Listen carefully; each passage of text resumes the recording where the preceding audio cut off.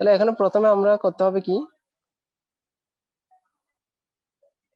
AB যৌগটা ভেঙে গিয়ে দুইটা আয়ন তৈরি করবে, একটা হচ্ছে এ প্লাস আয়ন, একটা হচ্ছে কি বি মাইনাস আয়ন।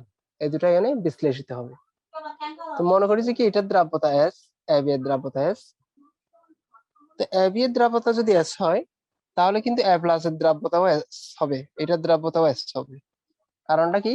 কারণ একটা এবি ভাঙলে একটা এ প্লাস আয়ন এবং একটা বি মাইনাস আয়ন তৈরি হয়। দ্যাট মিনস এস ঘনমাত্রার কোনো একটা যৌগ ভাঙলে তাহলে সেটাও এস পরিমাণে এ প্লাস তৈরি করবে এবং এস পরিমাণেই বি মাইনাস তৈরি করবে। সেজন্য লেখা যাবে হচ্ছে কি, এবির ঘনমাত্রা এস জানা থাকলে এটার ঘনমাত্রা হবে এস এবং এটার ঘনমাত্রাও হবে এস, দুটার ঘনমাত্রাই এস।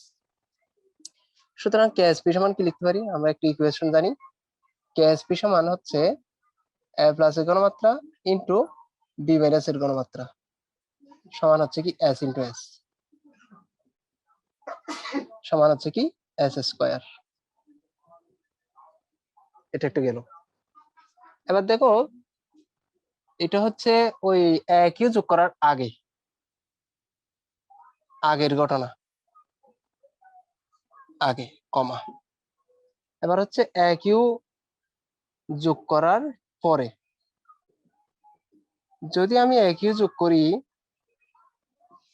তাহলে গঠন একটু চেঞ্জ হবে। এ বি ব্যাঙে ঠিক এই এ প্লাস তৈরি করবে এবং বি মাইনাস আয়ন তৈরি করবে, কিন্তু ঘনমাত্রা এখানে এস না হয়ে, এস পরিমাণ না ভেঙে দ্রাব্যতার পরিমাণ কমে যাবে, একটু কমে গিয়ে ধরলাম যে কি এস ওয়ান হলো।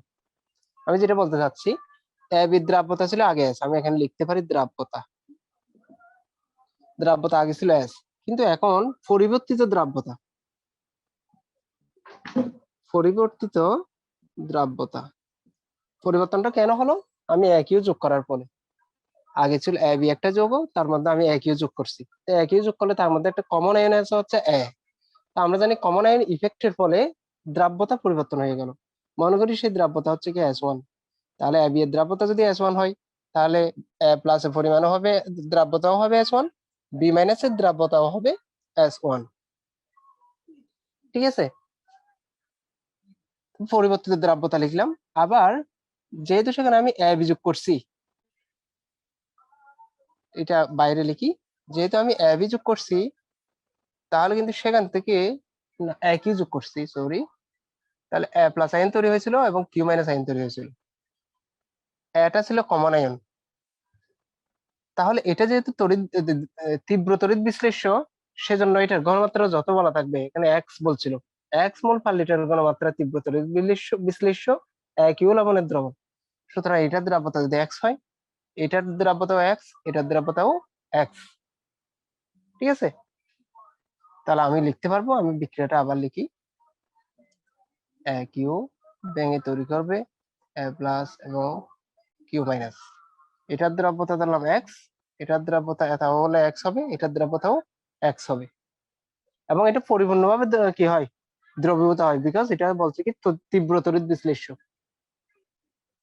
তীব্র তড়িৎ বিশ্লেষ্য, এটা একটা কিউটা। তাহলে ওই যে আমি যদি এবির ক্ষেত্রে লিখতে চাই, এবির ক্ষেত্রে, তাহলে আমি লিখতে পারবো এই এস ওয়ান এর সাথে এক্স পরিমাণ এ প্লাস বেড়ে যাবে, কিউ যোগ করার ফলে দ্রাব্যতা এই একটু করে চেঞ্জ হবে এখানে। তাহলে টোটাল রেজাল্ট কি? টোটাল রেজাল্ট হলো ওই এ বি এর যে আমি ভেঙে লিখলাম এখানে বিয়োজন, সেখানে এ বি এর দ্রাব্যতা এস ওয়ান আর এ প্লাস এর দ্রাব্যতা S one plus X, total দ্রাব্যতা, সর্বমোট দ্রাব্যতা, আর বিটা এস ওয়ানই থাকবে, এটা ঠিক থাকবে। ঠিক আছে, সুতরাং কেএসপি সমান কি লিখতে পারবো আমি, কার কেএসপি, এটা একটা বিষয়, এ বি এর কেএসপি। কারণ আমি যদি এ কিউ এর কেএসপি লিখতাম তাহলে কিন্তু এই সমীকরণটা হতো না। আমি এটা করতেছি কি এ বি এর, এই ক্ষেত্রে এটা এ বি এর, যদিও লিখি নাই, এই যে কেএসপিটা এটা হচ্ছে এ বি এর কেএস, এখানেও এ বি যৌগটার কেএসপি বোঝাচ্ছে, এ কিউ এর নয়। এ কিউ এর হলে কেএসপি হিসাব করতে হতো এগুলো দিয়ে। ঠিক আছে, তাহলে এ বি এর KSP equal to A plus এর ঘনমাত্রা ইন্টু বি মাইনাস এর ঘনমাত্রা, ঠিক আগের মতোই, তবে মানটা একটু চেঞ্জ হবে। এ প্লাস এর ঘনমাত্রার জায়গায় বসাবো S one into B minus এর ঘনমাত্রার জায়গায় আগে বসাইছিলাম এস, কিন্তু এখন বসাবো s1 প্লাস এক্স। ঠিক আছে, এই হচ্ছে কি আমাদের টোটাল রেজাল্ট। কিন্তু আমরা জানি কেএসপি কি রাখতে হয়, ধ্রুব থাকতে হয়। যেহেতু কেএসপি ধ্রুব, সুতরাং আমরা বলতে পারি এটা পরের লাইন হবে S square equal to s1 into s1 plus x. এটা হচ্ছে সমীকরণ। এটা হচ্ছে আমাদের এই অঙ্কটার মূল থিম। এবং গত ক্লাসে আমরা এটা দিয়ে অঙ্ক কিন্তু করছি একটা, এরকম জেনারেলাইজড একটা সমীকরণ দিয়ে। ঠিক আছে, আজকে আমরা তার মানে প্রতিপাদনটা বলতে গেলে একটু পরেই করছি বলা যায় আর কি, কারণ প্রতিপাদনটা না করেও কিন্তু বেসিক কনসেপ্ট দিয়ে অঙ্কটা করে ফেলা যায়। ঠিক আছে, তাহলে S square equal to s1 into s1 plus x. তাহলে এখানে এস দিয়ে বোঝাচ্ছে হলো এক ইউ যোগ করার আগের দ্রাব্যতা, আর s1 দিয়ে বোঝাচ্ছে হলো এক ইউ যোগ করার পরের দ্রাব্যতা। স্যার ঠিক আছে, হ্যাঁ বলো, এ আমার টপিকটা প্লাস শেষ। স্যার এ প্লাস এর দ্রব্যতা তো s1 প্লাস এক্স হবে যে, তাহলে বি হ্যাঁ, মাইনাস এর দ্রব্যতা না s1 প্লাস এক্স আছে। কারণ এখানে তো ওই নতুন যেটা কিউ যোগ করছি আমি, সেখান থেকে তো এ প্লাসই তৈরি হয়েছে, যে কিন্তু বি মাইনাস তো আর তৈরি হয় নাই, বুঝো নাই? হ্যাঁ অ্যাড হয়েছে কোনটা, ওই যে এ বি থেকে উৎপন্ন হয়েছে এ এবং বি, আর এ কিউ থেকে তৈরি হয়েছে এ এবং কিউ। তাহলে এটাই তো এর সাথে অ্যাড হবে, কিন্তু এটা কেন ওর সাথে অ্যাড হবে? হয়তো সব বলতে পারো, এইভাবে লিখতে পারো যে বড় জোট দ্রাব্যতা হবে এক্স, কি বললাম, s1 plus s1 plus x, beta হবে s1 আর কিউটা হবে এক্স, এভাবে বলতে পারো তুমি। ঠিক আছে, কিন্তু ওটা তো ওর সাথে অ্যাড হবে না। আশা করি বুঝছো। তাহলে আমাদের এটা হচ্ছে সমীকরণ, এটি লাস্টে যেটা লিখলাম। আর কারো কোনো প্রশ্ন আছে? মনে হয় বুঝছি, এটা দিয়ে আমরা অঙ্ক করেছি অলরেডি। তাহলে S square equal to s1 into s1 plus x, এটা একটু লিখে নাও। তা আমরা একই টাইপের অঙ্কই করব, জাস্ট একটু দুইটা আয়ন তৈরি হয় সেরকম। তোমরা দেখো, এটা পরীক্ষায় আসছে একবার, 183 পেজ, 2.66 নম্বর সমাধানকৃত সমস্যা, 183 পেজের নিচে একদম, সেখানে লিখছে কি একদম নিচে, 65 ডিগ্রি সেলসিয়াস তাপমাত্রায় একটি বিকারে স্ট্রনসিয়াম ফ্লোরাইড এর পানিতে সম্পৃক্ত 1 লিটার দ্রবণ আছে। স্ট্রনসিয়াম ফ্লোরাইডের পানিতে সম্পৃক্ত 1 লিটার দ্রবণ আছে। স্ট্রনসিয়াম ফ্লোরাইডের দ্রাব্যতা গুণফল হলো 8 ইন্টু 10 ইনভার্স 10। তাহলে গুণফল দ্রাব্যতা কেএসপি মান দেওয়া আছে। ওই বিকারের দ্রবণে 0.1 মোল সোডিয়াম ফ্লোরাইড গুলো যোগ করা হলো। তাহলে এখানে সোডিয়াম ফ্লোরাইড যেটা যোগ করলো সেটা হচ্ছে তীব্র তড়িৎ বিশ্লেষ্য, মানে এটা যদি 0.1 মোল যোগ করা হয়, ওটা 0.1 মোলই ভেঙে যাবে, এবং ভেঙে গিয়ে পরিপূর্ণভাবে সোডিয়াম প্লাস আয়ন তৈরি করবে এবং পরিপূর্ণভাবে ফ্লোরাইড আয়ন তৈরি করবে। ঠিক আছে, এটা একটা কনসেপ্ট। এরপর ক নাম্বার, 65 ডিগ্রি সেলসিয়াস তাপমাত্রায় পানিতে স্ট্রনশিয়াম ফ্লোরাইডের দ্রাব্যতা গণনা করো। তার মানে এটা হচ্ছে কমন অঙ্কটা। খ নাম্বার, পানিতে স্ট্রনশিয়াম ফ্লোরাইডের দ্রাব্যতা ও 0.1 মোল সোডিয়াম ফ্লোরাইড মিশ্র দ্রবণে স্ট্রনশিয়াম ফ্লোরাইডের দ্রাব্যতা মানে যে পার্থক্য সেটা গণনা করো। ঠিক আছে, তার মানে হচ্ছে তোমাকে আগের অঙ্ক একবার মানে ডাইরেক্ট একটা বের করতে হবে, পরে আবার পরিবর্তিত s1টা একবার বের করতে হবে, একবার এস একবার s1, যেটা আমরা এখন দেখালাম। ঠিক আছে, এটাই এখানে যে জিনিসটা শুধুমাত্র পরিবর্তন, সেটা হচ্ছে আমি অঙ্কে চলে যাচ্ছি 2.63। আমার এখানে একটা জিনিস সুন্দর লাগা হলো, এই যে যেমন আমি বই দেখাতে চাইছি তোমাদেরকে, বইটা পেজ খুলে ডাইরেক্ট সবার সামনে মনে হচ্ছে বইটা খোলা, এবং আমি কোনটা দেখাচ্ছি সেটাও দেখা যাচ্ছে। এটা একটু ভালো লাগে আর কি। ওই যে মনে করো আমরা যখন সামনাসামনি ক্লাস নিই, তখন মাঝে মধ্যে তোমাদের দেখতে হয় যে কত নাম্বারে দেখাচ্ছি, এখন আমি নিজেই দেখাই দিতে পারি এখানে কত নাম্বারে, পেজ খুলে সবার সামনে একই পেজ খোলা, আমি খুলছি পেজটা, এই জিনিসটা আমার সুন্দর লাগে। ঠিক আছে, তাহলে 65 ডিগ্রি সেলসিয়াস তাপমাত্রায় একটি বিকারে স্ট্রনশিয়াম ফ্লোরাইডের পানিতে সম্পৃক্ত 1 লিটার দ্রবণ আছে। তো সম্পৃক্ত দ্রবণ মানে হচ্ছে অবশ্যই কেএসপির কথা বলতেছি। স্ট্রনশিয়াম ফ্লোরাইড ভেঙে তৈরি করবো হলো, এখানে একই লেখার মান হলো এটা জলীয় দ্রবণ, এটা ভেঙে তৈরি করবো হচ্ছে strontium ion plus fluoride ion. এই সমীকরণটা ঠিক আছে কিনা কেউ বলো তো? সাম্যাবস্থায় নিতে হবে। তাহলে দুইটা জায়গায় পরিবর্তন আনতে মনে হয় হবে, মনে হয় একটা হচ্ছে কি সাম্যাবস্থা জিনিসটা আমাকে দেখাতে হতো, যেটা আমি বারবার স্কিপ করে চলে যাই। আরেকটা হচ্ছে এখানে ট্রু দিতে হবে। কেন? কারণ একটা স্ট্রনশিয়াম দুইটা ফ্লোরাইডের সাথে যুক্ত থাকে, তাই না? হ্যাঁ সেজন্য এবার ঠিক আগের মতো হিসাব করি। এটার দ্রাব্যতা যদি আমি এস ধরি, এটা লিখতে হয় আর কি, আমি শর্টকাট করি সেজন্য সেটা লিখতেছি না। দ্রাব্যতা যদি আমরা এস ধরি, তাহলে এটার দ্রাব্যতাও এস হবে, কিন্তু এটার দ্রাব্যতা কত হবে? 2s। কেন বলতো? বিকজ একটা স্ট্রনশিয়াম ডাইফ্লোরাইড যদি ভাঙে, তাহলে একটা স্ট্রনশিয়াম তৈরি হবে আর দুটো ফ্লোরাইড তৈরি হবে। তা আমি যদি বলি এস মোল যদি ভাঙে, তাহলে এস মোল স্ট্রনশিয়াম তৈরি হবে আর 2s মোল ফ্লোরাইড তৈরি হবে, তাহলে যেহেতু দ্বিগুণ ফ্লোরাইড তৈরি হয়। বুঝতে পারছো তাহলে এটা না? তাহলে কেএসপি কি হবে বলতো তাইলে?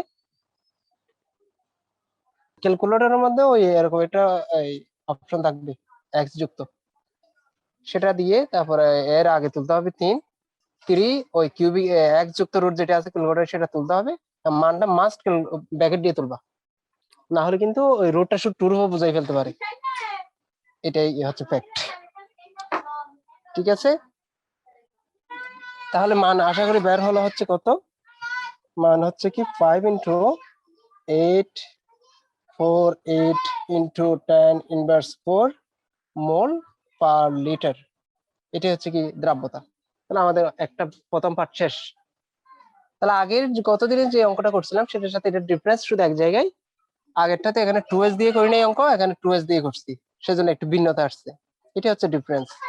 এটা হচ্ছে কি কিসের আগের দ্রাব্যতা? ওই যে অন্য একটা যোগ করার আগের দ্রাব্যতা। এখন আমি অন্য কিছু যোগ করবো তার মধ্যে, তার পরিস্থিতি একটু পাল্টে যাবে। 0. স্ক্রিন দেখা যাচ্ছে? হ্যাঁ যাচ্ছে। 0.1 মোল সোডিয়াম ফ্লোরাইড যোগ করার পর সোডিয়াম ফ্লোরাইড অবশ্যই বিশ্লেষিত হবে কোন রূপে? সোডিয়াম প্লাস রূপে, ফ্লোরাইড রূপে। তাহলে এটা যদি 0.1 মোলার হয়, এটাও তাহলে 0.1 মোলার, এটাও তাহলে 0.1 মোলার। এখানে আমি আরেকটা প্রশ্ন তোমাদের বলছিলাম, এখানে তো মোলার বলা নাই, 0.1 মোল বলছে যে না, সেটাকে আমরা 1 মোলার কেমনে 0.1 মোলার কেমনে বলতে পারি? এখানে যেহেতু বলছে কি এই জিনিসটা যোগ করছে হচ্ছে 1 লিটারে, সেজন্য আমি বলতে পারি 0.1 মোল যেহেতু 1 লিটারে যোগ করছে, সেজন্য মোলারিটি এত। আর যদি বলা থাকতো 0.1 মোল সোডিয়াম ক্লোরাইড যোগ করার পর, পুরো পরিস্থিতিটা যদি 1 লিটারে বিবেচনা না করে যদি হাফ লিটারের কথা বলতো, 500 ml এর কথা বলতো, তাহলে কিন্তু আমাকে সেভাবে এটাকে কি হিসাব করতে হতো, মোলারিটি হিসাব করতে হতো। ঠিক আছে, সবাই বুঝছো আশা করি। তাহলে 0.1 মোলার, এটাও 0.1 মোলার, 0.1 মোলার। আমার এখানে আলোচিত বিষয় হবে যেটা কমন, ফ্লোরাইড কমন, তাহলে এই জিনিসটাই আমাকে কাউন্ট আনতে হবে। সুতরাং 0.1 মোল সোডিয়াম ফ্লোরাইড, তাহলে 0.1 মোল সোডিয়াম ফ্লোরাইড যোগ করার পর ফ্লোরাইড আয়নের বর্ধিত ঘনমাত্রা হবে কতটুকু? 0.1 মোল লিখি, এত মোল। তাহলে বর্ধিত ঘনমাত্রা হচ্ছে কি এত মোল পার লিটার। ধরি স্ট্রনশিয়াম ফ্লোরাইডের পরিবর্তিত দ্রাব্যতা কত ধরবো? S1 ধরবো। আগে ছিল S, অন্য কিছুর যোগ করার পরে দ্রাব্যতা ধরবো S1। দ্রাব্যতা যদি পরিবর্তিত দ্রাব্যতা S1 ধরি, তাহলে আমাদের সমীকরণটা কি লিখতে হবে? তাহলে স্ট্রনশিয়াম ফ্লোরাইড বিক্রিয়াটা আবার লিখবো, তাহলে এটা লিখবো S1, এটা লিখবো S1। ঠিক আছে, এটার আগে লিখতে হবে 2S1 নরমালি, যেহেতু আমরা দেখতেছি S1 পরিমাণ যদি ভাঙে, তাহলে S1 পরিমাণ স্ট্রনশিয়াম তৈরি হবে আর 2S1 পরিমাণ ফ্লোরাইড তৈরি হবে। এটা হচ্ছে নরমালি। কিন্তু তার সাথে ওই যে 0.1, যেহেতু আমি ওই সোডিয়াম ফ্লোরাইড যোগ করছি, সেখান থেকে 0.1 পার্সেন্ট 2S1 হয়েছে এখান থেকে। এটা হচ্ছে তার ওই স্ট্রনশিয়াম ফ্লোরাইড ভাঙার ফলে তৈরিকৃত, আর এটা হচ্ছে ওই সোডিয়াম ফ্লোরাইড থেকে আসা। তাহলে বাকিটা একই নিয়মে। সুতরাং কেএসপি সমান, প্রথম হচ্ছে স্ট্রনশিয়ামের ঘনমাত্রা ইনটু ফ্লোরাইড মাইনাস এর ঘনমাত্রা। স্কয়ার হবে সমান স্ট্রনশিয়ামের ঘনমাত্রা হচ্ছে S1 ইনটু ফ্লোরেট আয়নের ঘনমাত্রা কত এটা 2S1 প্লাস 0.1 স্কয়ার ঠিক আছে এত কেএসপি মান হচ্ছে কত 8 ইনটু 10 ইনভার্স 10 তাহলে 8 ইনটু 10 ইনভার্স 10 সমান S1 into 2S1 plus 0.1 square তাহলে এখানে কি করতে হবে প্রথমে এটাকে সূত্র ফেলতে হবে a plus b whole square সূত্র ফেলে সেখান থেকে ক্যালকুলেশন করে আমাকে S1 এর মানটা নির্ণয় করতে হবে আমি বই থেকে পড়তেছি লাস্টে কি লিখছে লাস্টে লিখছে হচ্ছে মিশ্র দ্রবণে ওই ফলাফল বিশ্লেষণ আগে আমি তোমাদেরকে কলম দিয়ে দেখাচ্ছি না এখানে দেখো উপরোক্ত সমীকরণ মতে এখানে ফ্লোরাইড হলো সমায়ন তাই স্ট্রনশিয়াম 2 প্লাস আয়নের ঘনমাত্রা S1 মোল পার লিটার এবং ফ্লোরাইড আয়নের ঘনমাত্রা হবে 2S1 প্লাস 0.1 মোল পার লিটার সুতরাং মিশ্র দ্রবণে স্ট্রনশিয়াম ফ্লোরাইডের কেএসপি ইকুয়াল টু বুঝতেছো মনে হয় সবকিছু এখানে স্ট্রনশিয়াম 2 প্লাস ইনটু ফ্লোরাইড আয়নের স্কয়ার সমান S1 into 2S1 plus 0.1 square এটা বুঝছি সুতরাং মান বসালাম 8 into 10 inverse 10 equal to S1 into 2S1 plus 0.1 square equal to তাহলে S1 ইনটু ভিতরটাকে সূত্র ফেললে a plus b whole square সমান a square plus 2ab plus b square সেরকম করলে 2S1 কে স্কয়ার করলে 4S1 স্কয়ার হয় plus 2ab 2 into 2S1 plus into 0.1 plus 0.1 square এটা করলো বা 8 ইনটু 10 ইনভার্স 10 আমি এখন এখানে এই লাইনে তাহলে 8 into 10 inverse 10 equal two 4S1 cube plus 0.4 S1 square plus 0.01 S1 তাহলে এখানে সবগুলো কি করলো যে যোগ বিয়োগ করে বসালো আর কি ওই S1 যা এটা বাইরে আছে সেটা দিয়ে ভিতরে গুণ করে দিল গুণ করে বসালো এক্ষেত্রে S1 এর মান খুব ছোট হওয়ায় উচ্চঘাত যুক্ত 0.4 ও 4S1 কিউব পদ্ধতির মান আরো ছোট ও নগণ্য হয় তাই 4S1 কিউব ও 0.0 S1 স্কয়ার পদ্ধতি বাদ দেওয়া যায় এলএনটাই বোঝার বিষয় আর কি এখানে যেহেতু আমরা জানি যে ছোট সংখ্যাকে যদি স্কয়ার করি অনেক বড় বেশি ছোট হয়ে যায় 0. আমি একটু বোর্ডে গেছি বোর্ডে হচ্ছে বোর্ড দেখা যাচ্ছে না এখানে লিখি এখানে আমি পেন দিয়ে লিখি ধরো 0.1 0.1 কে যদি আমি স্কয়ার করি তাহলে হয় কত 0.01 না 0.01 কিন্তু আমি যদি 0.1 ধরো একটা মান ইনটু 10 ইনভার্স 5 এটাকে যদি কিউব করি তাহলে কিন্তু 3/15 হয়ে যাবে ইনভার্স 15 10 ইনভার্স 15 হয়ে যাবে অনেক নগণ্য একটা মান হয়ে যাবে 10 ইনভার্স 15 মানে সেজন্য বলতেছি কি আমি তোমাদের ওই দিন বলছিলাম যে কিউব যখন করছি তাহলে অনেক ছোট মান হয়ে যাচ্ছে সেজন্য বলছি এই দুটো আমরা মান বাদ দিব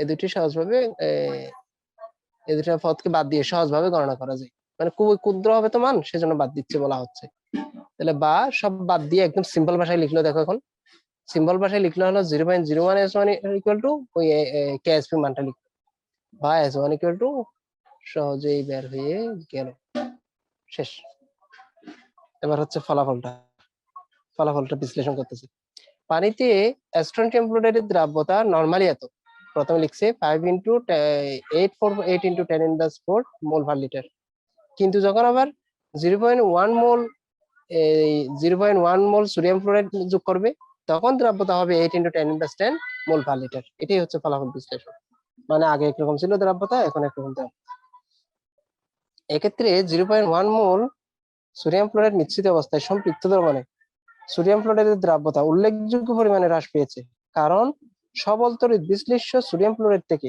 অধিক ফ্লোরাইড আয়ন যোগ হওয়ায় কেএসপি এর মান ধ্রুব রাখার জন্য মিশ্র দ্রবণের সমায়ন ফ্লোরাইড আয়নের এই প্রভাবে দুর্বল তড়িৎ বিশ্লেষ্য স্ট্রনশিয়াম ফ্লোরাইডের বিয়োজন এর সাম্যাবস্থা পশ্চাৎমুখী হয় অর্থাৎ বিয়োজন হ্রাস পায় তার মানে ওই যে ধ্রুবক ঠিক রাখার জন্য কেএসপি কে ঠিক রাখার জন্য বিয়োজন হ্রাস পাইছে এই দুটো মানের মধ্যে কোনটা ছোট আগের মানটা বড় পরের মানটা কিন্তু কি ছোট আগের দামটাতে আছে 10 ইনভার্স 4 এই তো এটা বলছি 10 ইনভার্স 4 সেজন্য এটা ছোট এটা বড় কিন্তু পরের মানটা হচ্ছে 10^8, তার মানে সেটা ছোট। তার মানে বলতেছে দ্রাব্যতা উল্লেখযোগ্য পরিমাণে হ্রাস পায়। তাহলে ফ্লোরাইড প্রভাবে এখানে এখন ফ্লোরাইড প্রভাবে দুর্বল তড়িৎ বিশ্লেষ্য স্ট্রনশিয়াম ফ্লোরাইড বিয়োজন এর সাম্যাবস্থা পশ্চাৎমুখী হয়, অর্থাৎ বিয়োজন হ্রাস পায়। এটাকে সমায়ন প্রভাব বলে। স্যার ফলাফল বিশ্লেষণের 1 নম্বরে এটা বুঝি নাই। ফলাফলে বলতেছে প্রথম এস হচ্ছে এত, কিন্তু পরিবর্তিত দ্রাব্যতা হচ্ছে কত, 8 × 10^8 মনে হয়। ঠিক আছে, তাহলে বলতেছে আগের দ্রাব্যতা ছিল এত আর নতুন দ্রাব্যতা হচ্ছে এত। তাহলে কোন দ্রাব্যতাটা বেশি? এটা বেশি না, 10^4 মানে। আমরা তো মানে ইনভার্সের জায়গায় ছোট মানটা বড় জানি। তাহলে 10^4 ছিল আগের দ্রাব্যতা, কিন্তু সেটা হ্রাস পেয়ে এখন 10^8 হয়ে গেছে। তুমি যদি মনে করতে পারো 5 এর তুলনায় 8 বড়, তাহলে এটা বড় হবে না? বড় এটা দিয়ে বিয়োজিত হবে না, এটা দিয়ে বিয়োজিত হবে। যদি কখনো ওই ইনভার্সারটা সেম থাকে, ধরো 8 × 10^8, আরেকটা হলো 8 × 10^5, না 9 × 10^8, যদি ইনভার্স কখনো একই থাকে এখানে, সেক্ষেত্রে বিয়োজিত হবে এখানে কোনটা বড়, এখানে, তাহলে এটাই বড়, এই লাইনটা। কিন্তু যদি কখনো এমন হয়, ধরো এখানে 7, এখানে 9 × 10^5 × 10^8, এখানে কিন্তু বড় কোনটা, প্রথমটা নাকি দ্বিতীয়টা? প্রথমটা না? হ্যাঁ, প্রথমটাই বড়। কিন্তু তাহলে এখানে 7 দিয়ে বিবেচনা করলে হবে না, 7 ছোট তাই ছোট এরকম নয়, এখানে বড় হচ্ছে এটা 10^5টা। কেন দেখো, আমি সেটাকে কেন বড় বলতেছি, এটাকে আমি অনেকভাবে লিখতে পারি। 70 × 10^6 সমান 700 × 10^7 সমান 7000 × 10^8। সবগুলো একই মান। আমি যখন 10^8 পর্যন্ত নিয়ে যাই, তাহলে কিন্তু এখানে ডাইরেক্ট 1000 গুণ হয়ে যায়। ক্লিয়ার? সেজন্য এখানে বড় মান হচ্ছে এটা, তার মানে দ্রাব্যতা আগে বেশি ছিল, কিন্তু স্ট্রনশিয়াম ফ্লোরাইড এর দ্রাব্যতা আগে ছিল এত, কিন্তু হ্রাস পেয়ে কখন হ্রাস পেলো? সোডিয়াম ক্লোরাইড নামক তীব্র তড়িৎ বিশ্লেষ্য যোগ করার ফলে। সোডিয়াম ক্লোরাইড হচ্ছে তীব্র তড়িৎ বিশ্লেষ্য। সোডিয়াম ক্লোরাইড নামক তীব্র তড়িৎ বিশ্লেষ্য যোগ করার পরে দ্রাব্যতা হ্রাস পেয়ে এত হয়ে গেল। এটাকে কমন আয়ন ইফেক্ট বলতেছে, মানে সোডিয়াম ক্লোরাইডে ফ্লোরাইড আয়নটা কমন হওয়ার কারণে দ্রাব্যতা কমে গেল। এটাই হচ্ছে মূল theme. Hopefully you have understand the fact. আগামী ক্লাসে তোমাদের একটা বায়োলজি পরীক্ষা নিতে যাচ্ছে, ওই পুরো চ্যাপ্টার এমসিকিউ টাইপের। আমি তোমাদেরকে প্রশ্ন দিয়ে দিব, তোমরা আনসার করে আমাকে পাঠিয়ে দিবে বাসায় বসে বসে। আর মানুষ পান নাই, বারবার শুধু আমার উপরেই, কেন?